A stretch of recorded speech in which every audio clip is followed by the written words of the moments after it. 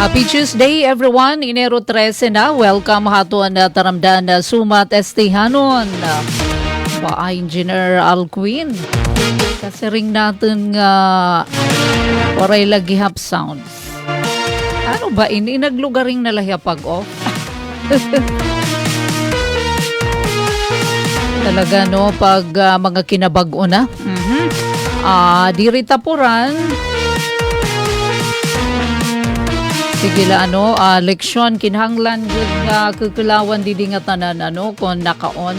Pero kay nakapag participate man kitahan siyahan nga ratsyada han good morning Evie. Bueno kabarangay, medyo okay man ito na ato na panahon. Nag-i-effort hi Mr. Sun para naman makasirak. Pero madampug lagi hapito na ato na kalangitan didi ha syudad hita Borongan kumusta ito na iyo panahon na sangkay dida iyo dapit hala daw cloudy. Kaninahan good morning evening apart mostly cloudy. Di anak cloudy. Karagsid nga na nasursilhag ito na kalangitan 27 degrees Celsius. But feels like 31. May daba tsansahin na pag-uran. Mga 22% la.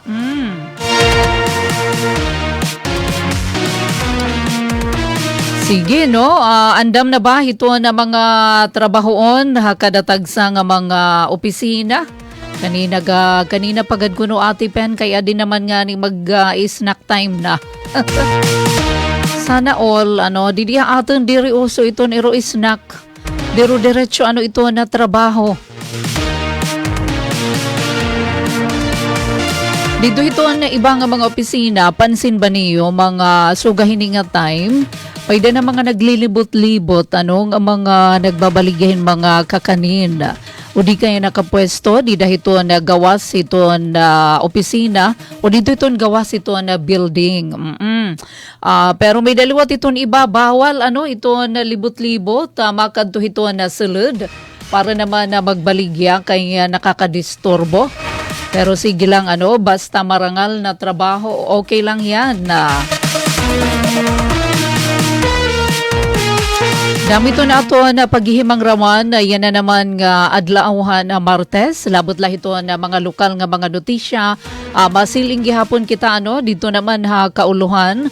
Baan na mga aktibidad ito na ito na Pangulo nga adto naman para ito niya working visit Presidente Ferdinand Romualdez Marcos Jr. United Arab Emirates.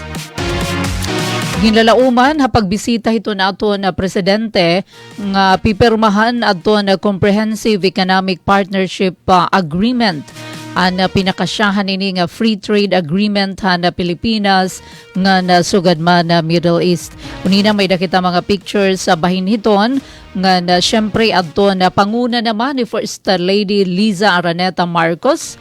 Di na naman hadto na meeting Dubai Chambers of Commerce. Para naman igundong an interest naso dito naman UAE. Nga na syempre din ato na dapit ato na Mauricio Macolor nga ika-second day na hiton 2026 Division Festival of Talents or DFOT. Pangunguna syempre hiton Borongan City Division. Adin ito ira naman venue Eastern Samar National Comprehensive High School.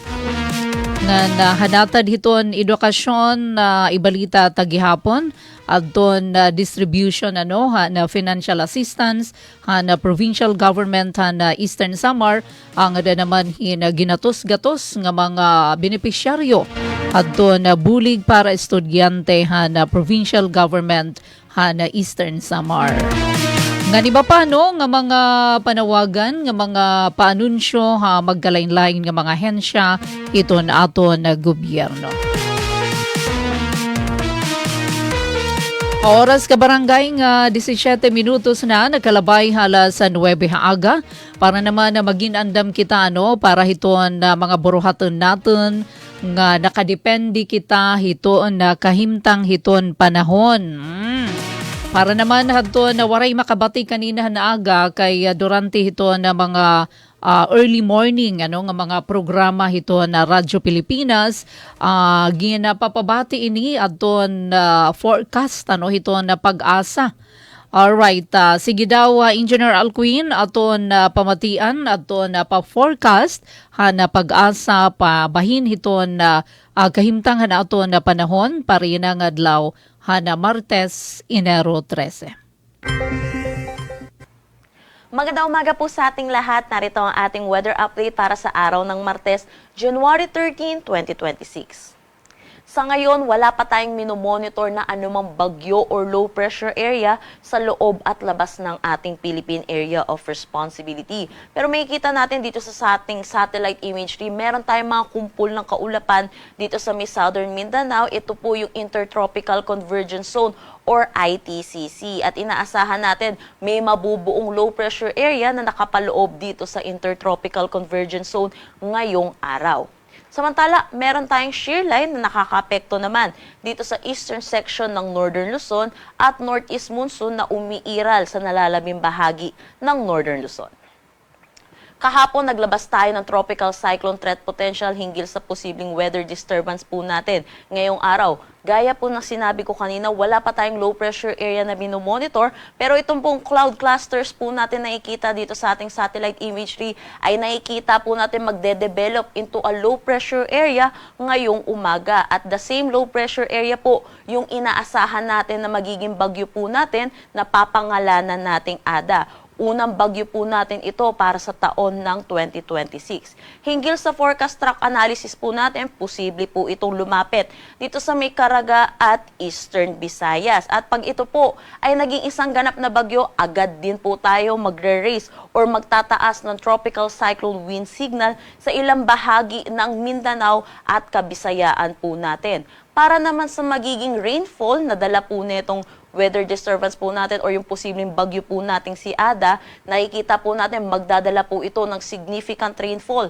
Dito sa eastern section ng Mindanao starting tomorrow at paakyat dito sa may Kabisayaan pati na rin sa Southern Luzon. So inaasahan po natin magiging maulan po yung eastern section po ng ating bansa this week po. So iba yung pag-iingat po para sa ating mga kababayan na dadaanan po na itong weather disturbance po natin ngayon linggo at iba yung pag-iingat po sa mga posibleng pagguho ng lupa at mga flash flood. At pinapayuhan din po namin mag-ingat yung mga kababayan po natin na naghahanda para sa Sinulog Festival. Para sa magiging panahon natin ngayong araw dito sa Luzon, inaasahan natin patuloy pa rin yung epekto nitong shear line at magdadala pa rin ito ng mga pag-ulan dito sa may Cagayan, Isabela at Aurora. Samantala, sa nalalabing bahagi naman ng Cagayan Valley at buong Cordillera Administrative Region, makakaranas naman sila ng maulap na papawirin na may mga mahihinang pag-ulan, dulot naman ito ng amihan. Sa Ilocos Region, nalalabing bahagi ng Central Luzon, magiging maaliwalas naman ang kanilang panahon pero asahan din po natin yung mga isolated light rains. Para dito sa atin sa Metro Manila at nalalabing bahagi ng ating Luzon, magiging maaliwalas naman ang ating panahon pero asahan din natin yung mga isolated rain showers o kaya yung mga localized thunderstorm pagdating sa hapon at sa gabi. Agwat ng temperatura para dito sa Metro Manila ay 24 to 31 degrees Celsius, sa Lawag 21 to 30 degrees Celsius, Tugigaraw 20 to 28 degrees Celsius. For Baguio 15 to 24 degrees Celsius, Tagaytay 22 to 28 at Legazpi 23 to 31 degrees Celsius. Para naman dito sa may Palawan, Visayas at Mindanao, may kita naman po natin magiging maaliwalas ang kanilang panahon. Liban na lang dito sa may Davao Region at dulot ito ng Intertropical Convergence Zone. At inayon po, gaya po sinabi ko kanina, sa mga susunod na araw, maraming lugar na po ang makakaranas ng mga pag-ulan dulot nitong weather disturbance po natin ngayong linggo. Agwat ng temperatura para dito sa Kalayaan Islands at Puerto Princesa ay 24 to 32 degrees Celsius. Sa Iloilo, 26 to 31 degrees Celsius. Tacloban, 25 to 32 degrees Celsius. Sa Cebu, 25 to 31 degrees Celsius. Zamboanga, 24 to 32 degrees Celsius. Cagayan de Oro, 23 to 31 degrees Celsius. At Davao, 25 to 31 degrees Celsius. Wala na tayong nakataas na anumang gale warning sa anumang seaboards ng ating bansa. Ang sunrise mamaya ay 6:24 a.m. at ang sunset mamaya ay 5:45 p.m. Para sa karagdagang impormasyon, bisitahin ang aming mga social media pages at ang aming website pag-asa.dost.gov.ph. At yan po muna ang latest. Alright, so amad to kabarangay ang pinaka orhi nga public weather forecast nga igin pagawa sa kanina alas 5 aga pinagikan Pag-asa weather specialist Chinel Dominguez. Thank you DOST Pag-asa. Although waray pagin babantayan nga low pressure area pero may ada na mumuo samang panahon. Posible magresulta magdara hina mga pag-uran nga maging hinungdan para maging bagyo. Pinakauna nga bagyo para naman yan ang tuig 2026. Magiging mauran na buwas nga dahito na masunod nga mga adlaw pero yan okay man ito nato na panahon although cloudy kita diniha ato na syudad ito na Borongan.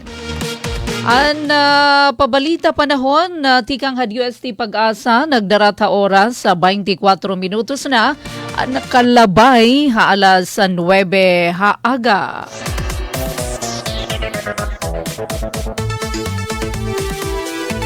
Okay, so balik kita ato na taramdaan na sumata estehanon pero unahan talaanay ang mga kaganapan.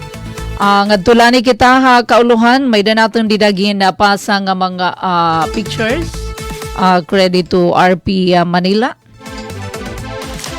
Kasumpay naman hini nga working visit ito nato na presidente United Arab Emirates. Nakasentro pag papahaluag ito na mga oportunidad kalakalan. Kadianay kita hadto na last part nga mga pictures Engineer Mark ngan Alcuin. Mga notisya laanay kauluhan antes adton notisya din aton na dapit na working visit ba ni Presidente Marcos Jr. dito naman UAE. Nakasentro ini pag pahaluag hadto na mga oportunidad parte negosyo, parte trading, pamumuhunan, investment, patanagihapon na job generation ko na trabaho para syempre ito na mga Pilipino, para haton na mga Pilipino.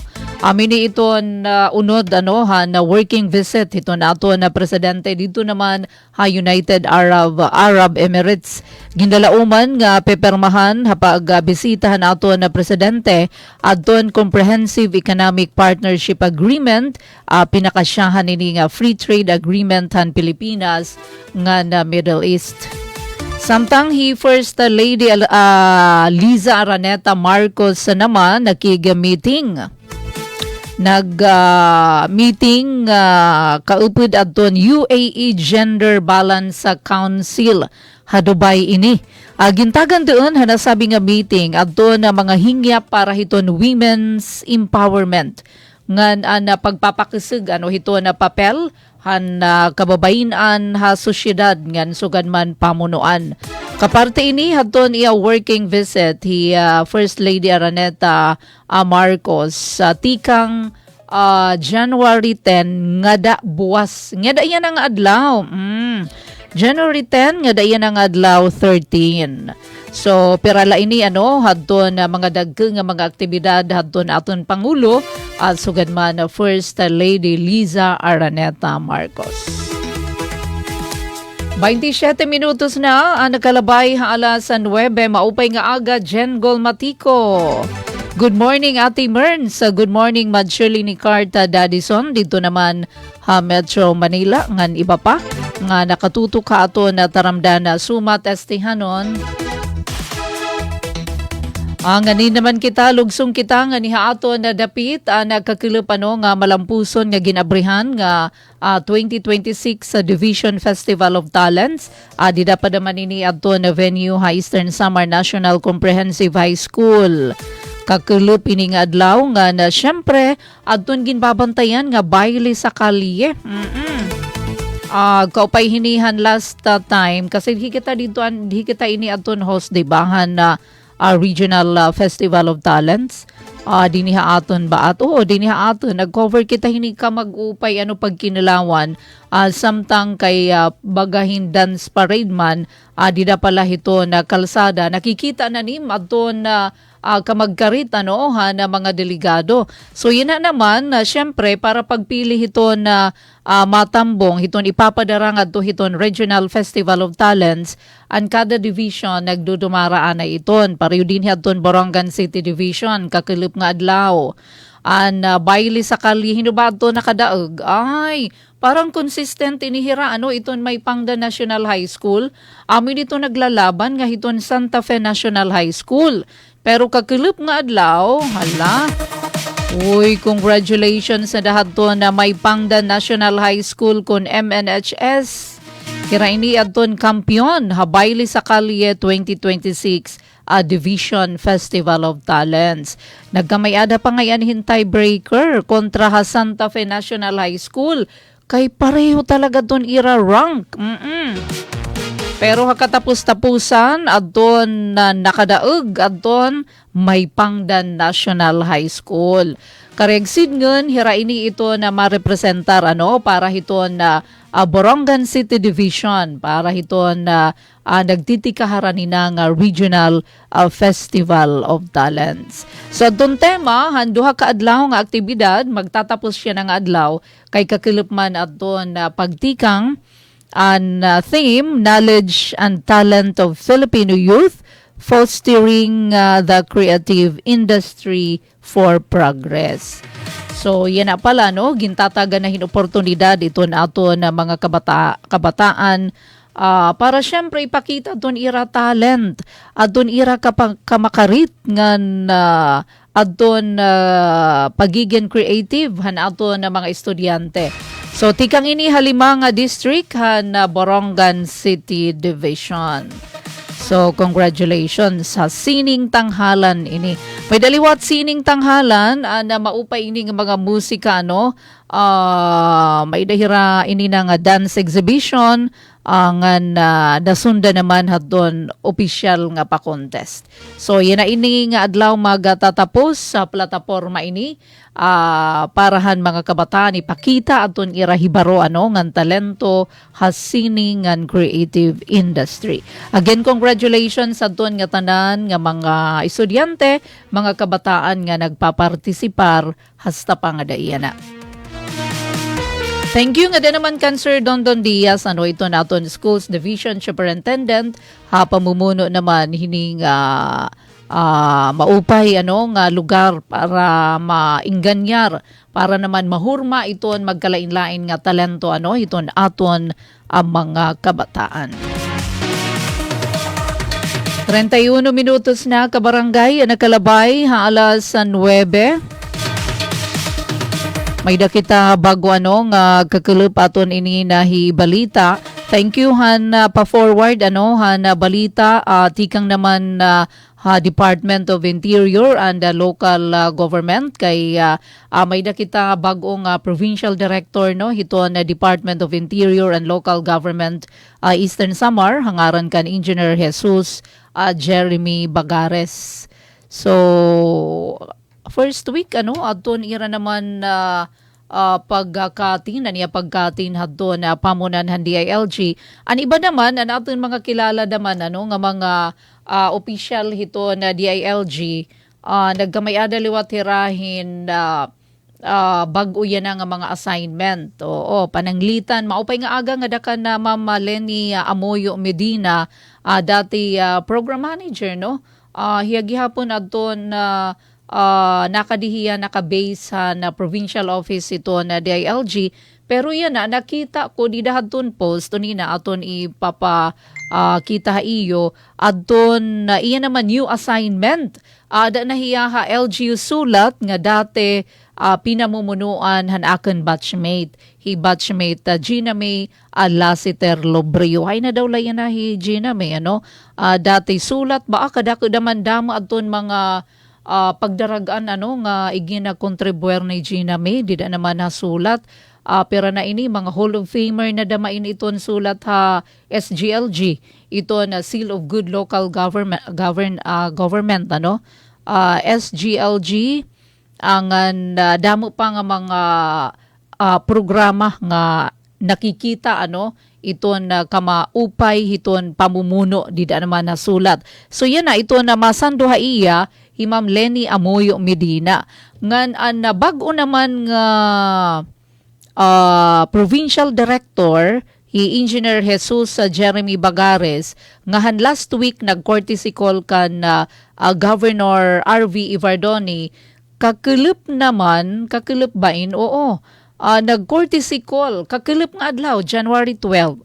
Binisita naman ang newly appointed officer in charge han Provincial Director nga Engineer Jesus Jeremy Bagares nga da naman kan Acting City Mayor Eman Chusongko nga nagintagan doon han bag-ong namumuno hiton na DILG haaton aton importansya han ginpahugot nga kooperasyon han partnership asya ito na maupay nga liderato nakikipagsumpayan nga dahito na magkalain-lain nga mga ahensya local government unit nga niya didagintagan doon haya pagbisita nga dakan Acting City Mayor Eman adton kakinahanglan para hin padayon nga collaboration labi na mga panguna nga lugar pananglitan adton peace and order kay importantihi an infrastructure governance and disaster resilience para masiguro adton epektibo ngan responsive diretso andam bumaton nga panggobyernohan.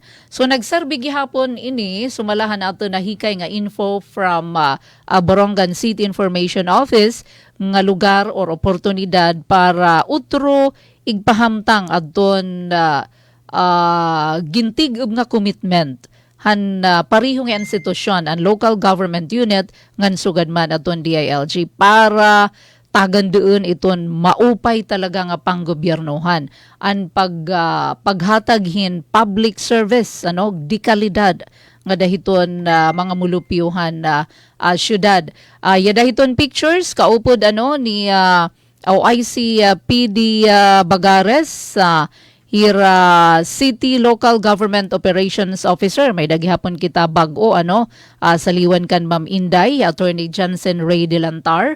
Yadahi Acting City Vice Mayor Maria Rosen Dasa ngan presente gihapon Konsi Doc Katrina Anactas Sadak. So iginpahamtang naman ni Mayor Eman aton iya hulos nga suporta nga dahiton mga inisyatibo, mga programa hiton DILG para naman magkamay-adahin produktibo nga sumpayan adton duha nga mga ahensya. Alright, so na ito na balita, nagdarat ha oras sa 36 minutos na nagkalabay halas sa 9. May nakita din nakikita nga pictures forwarded by Ate Sok. May ada ba balita hi Ate Sok? Tikang naman ha City Hall. Atong tawagan anay hi Ate Sok para hin mga labas nga notisya. Tikang naman ha City Hall ha na Borongan.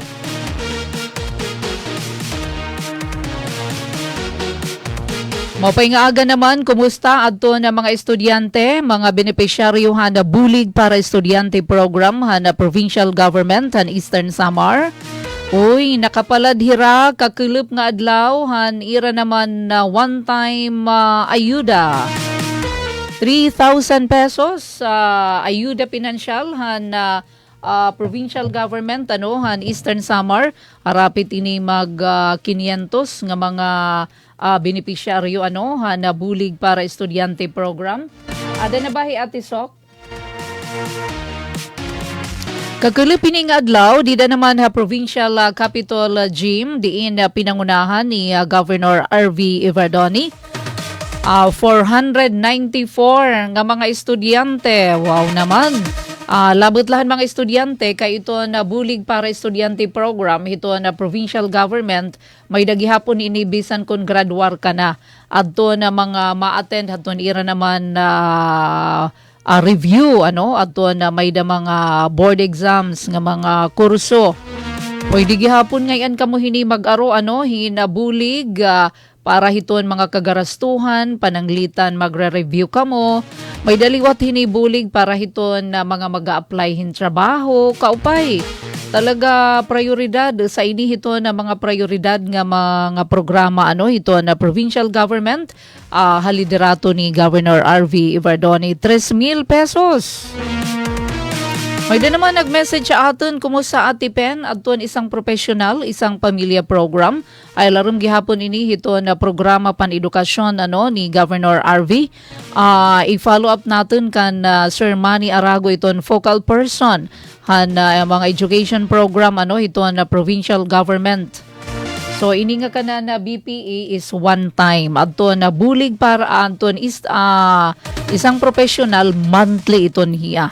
Alright, so oras nga 38 minutos na, nakalabay alas 9, di aton kuhaon aton report ni Ate Sok Aberia. Radyo Pilipinas, report. Ate Sok, good morning. Yes, you. Good morning. Para nga na ito nakatutok itong iraradyo. Pilipinas. Radyo publiko. How copy ka sa mang pera? Okay, yan na. Okay na Ate Sok, 5x5. Okay, Go ahead. Laki pa itong atin i-share. Ading maging kakabisihan, di naman na City Hall, di Labit City Hall, di naman na SP Session Hall. Nga tanan mga hall. Nga nito ng City Comelec Office, nga nito ng City Agri Office. Yes, parang nga dito natin mga kapatid, nga mga negosyante, nga inaasahan ni Mano Gobyerno, di naman iton revenue, pangalap iton kuhida revenue ni Mano Gobyerno man national man malokal di naarangkada atong business permit and licensing office ka tambaya yung kabulig aton mga ahensya national nga kausa di dahiton gindudumarang electronic business one-stop shop. Balitaw mga kapatid ng mga negosyante para malikyan aton mga penalidad diton pagkukuha in mayor's permit o business permit nga daan na laing hit Enero 20. Tapos, kasamang in weekend, in may dawatin Sabado o Domingo. Ugaring lahan naglabay nga Sabado nga ng Domingo, pirahilan, kinmakadis, rin pa natin mga kapatid, han DPLO, daramang gadaman nga mauuran.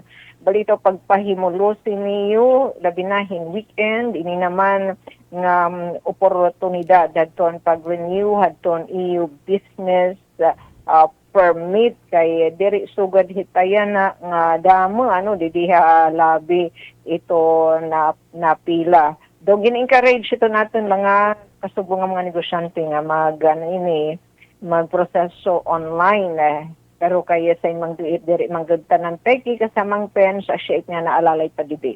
Ito natin mga kasubong ang lokal nga pamunuan ng syudad, patitlan ang DPLO nga naton mga ensya national so gadaman ton Bureau of Fire Protection.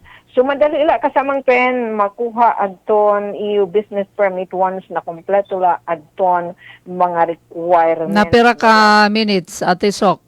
Nakaka-kuan line hiya, basta kompleto kay time requirements. Diretso na nga to hit pagbayad na hit in business permit as in matalunoy la. Pero kay makuha ka pa man ka sa mga pinhin certification, ikang hit sanitary, CHO, hin food and may kalabutan na food and negosyo. So mahagos madama itiyahin na pira ka oras. Tapos mag-online ka daman Bureau of Fire Protection. Kung wala pa ning email, may talaga kinahanglan may email kasamang pen online adton pag proseso daman adton para makakuha kahin fire safety certificate. Pero naalalay hinagdidi para diri mga take nga pagpipindot-pindot at mga gadget ayaw ka kababaraka kay na-assist hira didi ha iyo ito ang mga kawani nga hinatutunidan hini naman naghindudumara nga electronic business one-stop shop basta kompleto nga nahikapapilan kasamang pen as in matalunoy hiya pen nga nabulig didi iton mga taga BPLO kay tanan mainhiya gini-encode in-upload didahiton itong mga documents dahil computer, tinagihit IDPLS, Integrated Business Permit and Licensing System. So makiki-update na lang kita masunod nga mga adlaw konpira na, nga mga business permit, aton ira nahi pa, nahipagawas. Ate Sok, after January 20, may na hito niya surcharge. Pen, kung pananglitan na sugadhan una nga untupla talaga January 20 so may da na talaga. May da na, no? Oo. Pero kung magkakamaydahin legislative measure, resolution nga nag-extend ito na business permit renewal nga waray waray surcharges, penalties pwede yun nga wara di ba ang panunhan pandemic nga datihan February tapos ang sinundan nga tuig handugos nga bulan han Enero. So pwede na may tira mag-request ato natin makasugbo nga mga negosyante di diha BPLO pananglitan kay di ba naka-start man niya January 5 instead nga January 2 daranda nga mga holidays. So ada na ni sa ina pwede itong ating group with mga negosyante tira naman to pa maglabi o may tayra mga pitad for extension.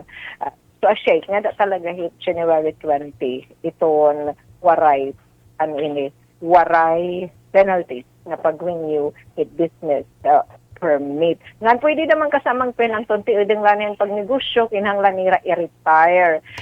May determined forma for retirement itong iyo. Pareho naman date Ate Sok, January 20? Or waray lugod? Mas naman upay kung maano ka nala daman. Masunod hiton. Para ma-sureness nga waray hit mga penalidad. Tapos, kung imo didi i-close, didi LGU, makat kada mahit pen na BIR, ito natin kasubong nga negosyante, i-close na maititira business. O damo pati ha DTI daman, atun imo business name. Pati daman hadoli. Oo, yes, damo talaga ito niya, oo. Accredited ka. Tapos italaga didi ha BIR kasi may mga penalidad kasi nga damo sinisiring nira nga open case, mga subject pen nga dadid to lang nabalandra itim ngaran itim negosyo takay may mga obligasyon quarterly, annually. So wala nga ni Mr. Radto it naga-akakarap ng dito ng mga baraydan nagpupulat-pulat na accumulate it mga surcharges and penalties. So siya kung i-close, i-retire, it negosyo, di diha BPLO, kinanglan daman hiya, kumatira BIR, i-close da may taira ang negosyo. So nga dain hiton 20. Yung sasagda nga ni di na mambiang ka natin mga kasagbo nga mga negosyante, labi na adton mga okupado, weekdays, nga pagpahimulusan iton weekend nga schedule hit business permit renewal 8 AM to 5 PM weekdays nga ni kasamang pen nga dahiton alas 7 evening didihiton lobby hit city hall tapos nga di naman kita hiton ginawas la kita di naman na SK session hall padayon nga na nga gin-deliberates adton 2026 proposed annual budget hiton LG Borongan in the tune of 14 ka dyan, 6.6 billion na pesos. Tapos saros 14 na mga buhatan na LG Borongan sa Malapadidatan Secretariat adto nakapag-presentar na adto ira proposed budget. Correct sinyo na Ate Sok, reenacted yan na. Masusugad Oo, kay binaton ito ni Acting Mayor Eman. Kaya na, syempre, naga naman ito na mga kagarastuhan, ito na pagpapagawa sa pundo. So yan na, mintras sa gintratratar pa. Ito nga kanang 2026 budget. Oo, pero may paparklahit, anton mga PPAs, yung mga nakabudget for 2026. Yan pagbabasihan pa man, ang kanan 2027. 20. Fine. Correct. Pero as to the wages, panipiya. Padayon ni siya ng mga gig importante. Oh, nga tanang git siya mga importante. Itong mga items sila na may ito ang budget. So siya initon aton ang tabayana na mabalik kita or unina nga ito naman as the session hall. And kasamang pen, nga di naman kita ano hiton pag taga Comelec. Anto nagpapadayon na voter registration ay ginawagan natin mga kababayan, ilabi na anton mga young ones, nga 14-year-old yun na, tapos magkikian si anyos na hira din ito November nga BSK elections nga magparehistro na hira. Mansugad man, anton magpapa-change, may da correction, din haton ira voter registration, nga pagpahimulusan ininira kasamang pen nga ongoing voter registration nga nalabay iniya dinalin sa buton Mayo 18 ngani ang bidahiton January 19 magdudumara ano ato no Comelec in ERB election registration board hearing pagtratrataron in por lo menos 1,315 nga mga application ang mga kababayan natin ini nga nagpahimulos pikanghan pag-start han kanak yan nag-start August ba yung kasamang pen hindi yan na ano nga voter registration das asya niya pagtatag dun didahiton January 19 nga ERB hearing election registration board hearing tapos waray nakarawat ang Borongan City Comelec Office sa malapad din ang staff kan atan City Election Officer na Attorney Desiree Enciso Duson waray hinanra nakarawat nga opposition o nagpo-question nasabi nga mga applicants nakapost in nga mga names adton mga ini nga sobrahin mil o 1,315 nga applicants atong ira mga ngaran per barangay di naman ano hadton bulletin board han City Comelec Office tapos ida naglabay nga liga ng mga barangay nakipagsumpayan na nasabi nga buhatan nga diha liga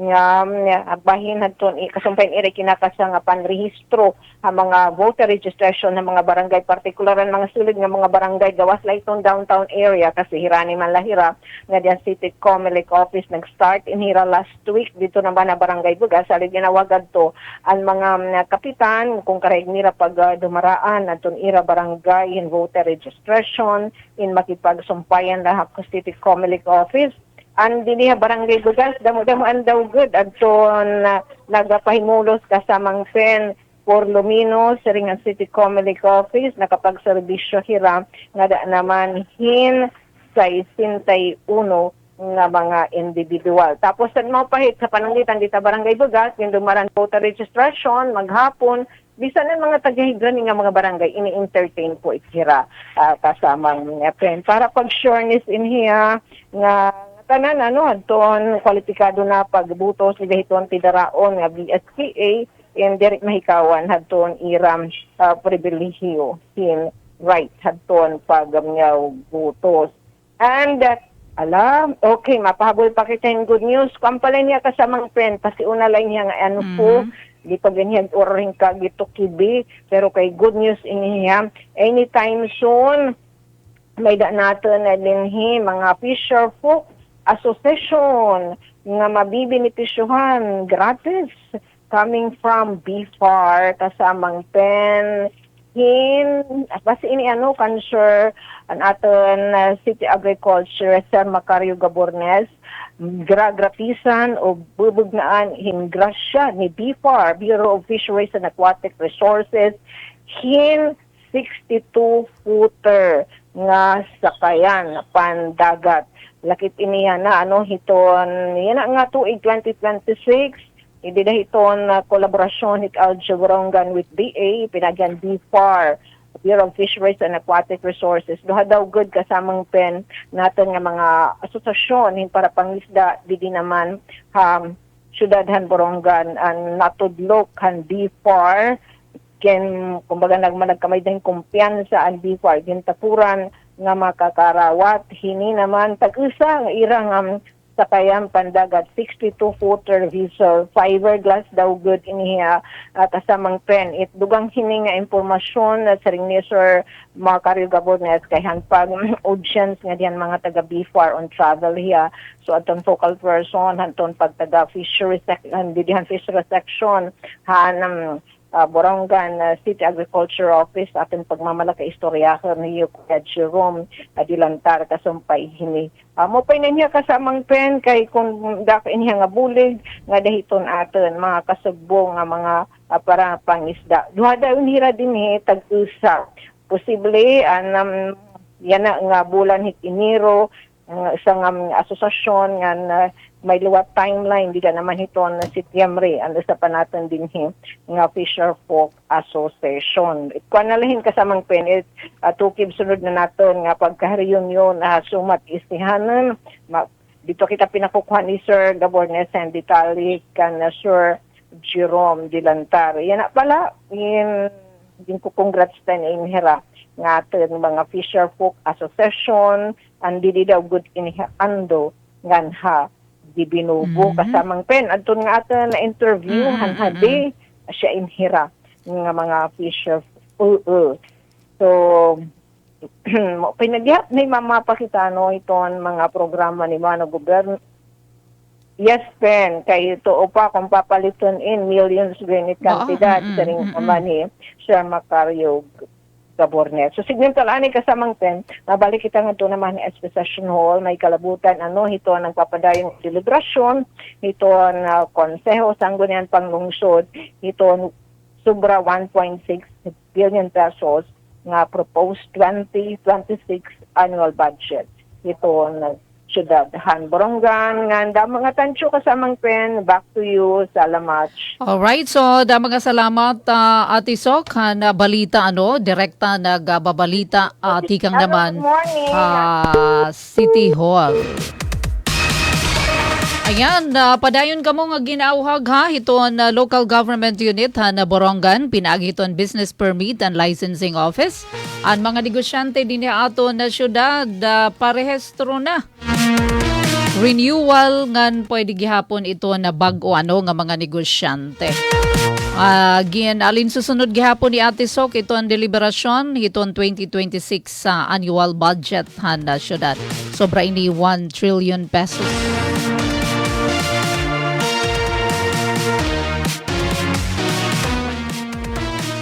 $1 billion ba, Ate Sok?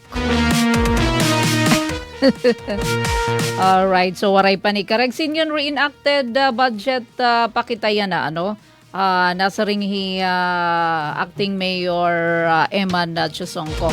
Uy ka barangay, may danala kita 5 minutos nala og sa mag-alas Jess ato na taramdan suma testihanon dinahi Josh para naman hadton mga notisya na likay naton intern from Eastern Samar National Comprehensive High School. Alright, so siya natin nga balita adton nahikay ni Josh Romero. Resultahan Eco Warriors sa Festival of Lights sa Sula tigin pagawas na. Swing ride champion na pasundayag. Ang detalye aton pamatian ang report ni Josh. Rancho Pilipinas report. Kataliwan, han remarkable nga pagpapakita, han creativity, sustainability, ngan environmental responsibility, ang lokal nga pamunuan, han bungto, han sulat, Eastern Samar. Inigin dadasig at ton mga nagdaog, han ira nakalabay nga ginbuhat, Eco Warriors Festival of Lights, han nakalabay nga tuig, 2025. Nakuhaan Barangay Candalakit ngan Santo Tomas ha disenyo nga Anchors Away. Ang second runner-up ha total score nga 91.25%. Din hirain makarawat kantidad 150,000 pesos. Ang first runner-up nakuha in han Barangay Maramara ha disenyo nga Ferris wheel ha total score nga 91.79%. Ngan hirain makarawat kantidad 200,000 pesos. Champion han pasundayag ang barangay Baybay ngan San Francisco ha ira disenyo nga swing ride nga nakakuha hin total score nga 93.47%. Diin hirain makarawat naman kantidad 250,000 pesos. Haluyo hiton magranggat ngan maanyag nga mga disenyo. Ang nasabi nga festival nagpapakita hiton testamento hiton mahugot nga commitment hit LGU pagproteher han kalibungan. Partikular na waste diversion, reuse, ngan recycling. Mahibabaroan nga naging posible ang mga nasabi nga mga disenyo, ipinaagihan kinabag-o nga paggamit ang mga na-recover ug na-recycle nga mga materyales sa tagsa nga mga barangay. Naging malangpuson ang pasundayag, ipinaagihan pagkakaurusahan mga buhatan han LGU sulat, hay larom hiton pamumuno ni Municipal Mayor Honorable Javier Zacate. Diin dako liwat iton ira pagpapasalamat nga daha mga participating barangays, haira aktibo nga pakikiusa ngan suporta hanasabi nga aktibidad. Tikang habalita nga ginsurat ni Ma'am Dayan Camplon para sumatestihanon Josh Romero nagbabalita. Alright, so sagka naman kita ha, nasyonal nga mga notisya, search, rescue and retrieval team igin padara ha Cebu landfill para iniha humanitarian assistance. Adihi Josh nagbabalik. Radyo Pilipinas, report. Igin-deploy ang Philippine Navy, pinaagihan Naval Forces Central in Search, Rescue and Retrieval Team ngadto landfill site han Barangay Binaliw, ha Cebu City. Katapos han pagtuno han tuna nga nahitabo ha ika-8 han Enero 2026. Ang pag-deploy ginhimo base ibuligan ang padayon nga search and retrieval operations para han mga biktima han landslide nga nakaapekto ha komunidad. Sumala ha Philippine Navy ang rescue team kinokomponer hin mga tawuhan nga may dara nga mga gamit pan-rescue ngan personal protective gear base masiguro ang katalwasan ha operasyon. Ha pinakaori nga datos 8 na nga lawas ang na-recovery ha dump site samtang 28 pa nga individual ang padayon nga ginbibiling. Igin papakita ang padayon nga paniguro ha Navy ha humanitarian assistance ngan disaster response upod ang lokal nga gobyerno. Tikang habalita nga ginsurat ni Dayan Liar para sumatestihanon Josh Romero nagbabalita. Samtang notisya naman, langyaw nga labnasan, Panguluhan Cuba nagsiring, waray nagdidiktahan ang mga kalugaringon nga ginbubuhat, samtang Trump nagsugo nga maghimo hin kasabutan ang rehimen. Adihi Josh parahan balita. Radyo Pilipinas, report. Ha Cuba nagsiring hi President Miguel Diaz-Canel nga waray bisan hin-o nagdidiktahan amon ginbubuhat. Kahuman hi President Donald Trump han Estados Unidos nagsugo nga maghimo hin kasabutan ang nasabi nga nasod. Samtang ginpahimatngunan niya nga paparaon ang lana ngan kwarta tikang ha Venezuela nga amo ang ginaaruan han Cuba sulod hin dekada. Ini nga isyu nagtikang han Domingo kung diin ginbalik ni Diaz-Canel ha plataporma nga X nga ang Estados Unidos amo ang nag-aagres han Cuba sulod hin 66 katuig. Ngan ang Cuba anda magdepensa han ira nasod tubtub ha katapusan. Sumala kan Trump tapos dakpon hi Nicolas Maduro ha usang operasyon ng Estados Unidos may hihunong na ang pagpadara hinlana ngan kwarta tikang ha Venezuela ngadto Cuba. Samtang hi Foreign Minister Bruno Rodriguez nagpasabot nga may bug-os nga katungod ang Cuba mag-import hin gasolina tikang ha ira mga kaupayan nga kasosyo. Samtang ang mga residente ha Havana nagpakita hin magkalain-lain nga reaksyon kay may nagsiring apektado gud ang katawhan tungod han kakulang. Samtang ang iba nagsiring nga ang Cuba nga katawhan andam mag-atubang hin bisan ano mga kahimtangan. Para sumatestihanon Josh Romero nagbabalita. Alright, uy, on minuto na ang nakalabay ha alas 10. Hindi naman kitahan ginbabantayan Josh nga showbiz sa balita. Parang sadman ini. Pagtagang money. Rica Peralejo, sinagot ang akusasyong pagnanakaw ng tithes. May sarili akong kita at malinaw ang konsensya ko. Nasaring Rica Peralejo. Aladawa Diyos, istoryahin kita hini kay kuan ini ano ba ita matatawag ini nga issue about money matters ano kundi dahil simbahan. Sige Josh, ibalita tagi kita hindi tali hini nga notisya. Hindi pinalampas ng dating child star at ngayon aktres, content creator at hands-on mom na si Rica Peralejo ang isang akusasyong umani ng intriga sa social media. Sa gitna ng bagong taon, isang netizen ang nagbato ng paratang na umano'y nagnanakaw siya ng tithes o donasyong panrelihiyon. Isang aligasyong mabilis niyang sinagot, nilinaw at tinawanan pa. Para kay Rica, malinaw ang hangganan ng pananahimik at paninindigan, lalo na kung nadadamay ang pananampalataya at integridad ng kanyang pamilya. Sa Instagram threads, post noong January 1, 2026, ibinahagi ni Rica ang screenshot ng komentong nag-aakusa sa kanya ng pagnanakaw ng tithe sa simbahan, kung saan pastor ang kanyang ang mister na si Joseph Bonifacio. Diretsahan niyang sinabi na walang katotohanan ang paratang at iginiit na mayroon siyang sariling ipon at kita mula sa mahabang panahon, pagtatrabaho sa showbiz at digital content creation, na ayon sa kanya ay mas malaki pa kaysa anumang perang may kinalaman sa simbahan. Sa hiwalay na Facebook post noong January 4, inamin ni Rica na pinatulan at nilaro niya ang akusasyon dahil anyay katawa-tawa at malinaw na personal na atake lamang. Sa eksklusibong panayam ng PEP.ph sa pamamagitan ng direct messages at email, sinabi ni Rica na sanay na siya sa intriga at hindi siya natitinag ng mga paratang na walang basihan. Para sa kanya, ang panahon ang nagsisilbing tunay na tagapagsabi ng katotohanan. Nilinaw rin ni Rica na simple lamang ang kanilang pamumuhay bilang mag-asawa, malayo sa marangya at maluho. Anya, kilala pa nga raw sila bilang non-ambitious couple at matagal na naging sapat sa kanila ang isang Tamaraw FX bago pa ito napalitan ng mga hand-me-down na sasakyan.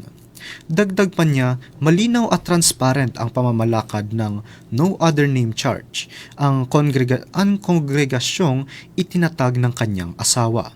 May finance team at detalyadong financial report na maaaring hingi ng sinumang miyembro.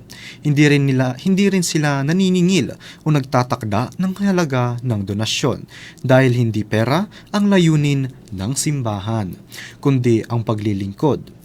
Kapag may sobrang pondo, ito ay ipinapamahagi sa mga mas nangangailangan. Sa katunayan, aminado si Rica na noong nagsisimula pa lamang ang simbahan, siya mismo ang nagpondo rito. At hanggang ngayon ay kaya nilang suportahan ang church services mula sa sarili nilang kita. Bukod sa usaping pananampalataya, muling nasilayan ng publiko si Rica Peralejo sa MMFF 2025 entry na Manila's Finest, isang pagbabalik sa pelikula matapos ang mahigit isang dekadang pahinga sa pag-arte. Aminado siyang pinili niya ang isang maliit, ngunit makabuluhang papel, hindi para sa exposure, kundi para sa mga malaking larawan ng proyekto. Para kay Rica, hindi na mahalaga kung siya ang bida. Ang mas mahalaga ay ang kalidad at saysay sa kwento. Sa ngayon, bukas siya sa mga proyektong may lalim at hindi sumasagabal sa kanyang personal na buhay bilang ina, kina Philip at Manu, at bilang isang babaeng may pinagdaan ng health journey gaya ng APAS, isang kondisyon na lalo pang nagpatibay sa kanyang pananampalataya. Sa gitna ng ingay ng social media at mabilis ng paghusga ng publiko, ipinapaalala ng karanasan ni Rica Peralejo na hindi lahat ng paratang ay kailangang sagutin ng galit o depensa. May mga pagkakataong sapat na ang malinaw na paliwanag, maayos na pamumuhay at consistent na prinsipyo upang patunayan ang katotohanan. Sa mundong madaling maniwala sa chismis at haka-haka, ang tunay na lakas ay ang manatiling kalmado, tapat at buo ang pagkatao. Dahil sa bandang huli, ang reputasyon ay hindi binubuo ng salita, kundi ng mga gawa. Tahimik pero matatag, simple pero totoo. Kapag malinaw ang konsensya, wala kang dapat patunayan sa kahit sino. Ang A Story of Integrity and Quiet Strength, delivered straight by Josh Romero. So may mga instances Josh nga okay na lait manahimik. Mas maganda talaga. Mas maganda hindi sa social media. So waray sadang idepensa klaro sa social media. Kay it's between you and God, accountable kung ano man it na hinanap mo. So siguro okay na at ngaya paliwanag. Ngan stop na. Pero kay diri malili kayan kay showbiz personality manggudaman Harry Peralejo. Parang masyadong mahirap yung situation niya. Yeah, mahirap yung sitwasyon na siguro naproprovoke nga magbaton, pero mas maupay siguro kung wala na lang niya bato na Opo. para di na maghalaba pa, magdako. Di na rin maglala pa. Total aramait niya kung ano talaga it kamatuoran, di ba? Sige. Ay nakitahit daman oo, pabayin na it. Pabayin So na pray ta na lang damahiya, Ayan, oo. Pag-pray na lang natin. Pray natin. Sige. Alright, Josh, daan mga salamat. Thank you po. Ako po si Josh Romero, muling nagbabalita. Alright. Sige, Josh. Mga salamat. Amadto ka barangay na mga balita, impormasyon nga nahikay ni Josh Romero. Ito naton intern han Eastern Samar from Eastern Samar National Comprehensive High School. Ang mga balita ni Josh, nagdarata oras sa 8 minutos na nakalabay haalas sa 10. Nahabol hi Ate Tere Osita from HK. Thank you for pahabol nga pagkita.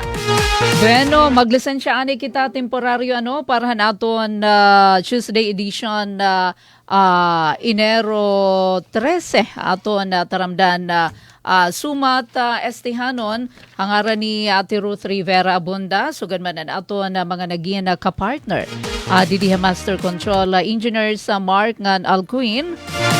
Thank you Ate Soka na balita direkta tikang naman City Hall.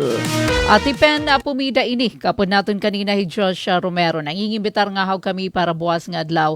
Wednesday, Enero 14, din nila aton taramdan sumat estihanon. Maupay nga aga. God bless po ha aton nga tanan. Serving the Republic of the Philippines for more than 75 years. Ito po ang Presidential Broadcast Service sa Borongan, Radyo Pilipinas, 657 AM.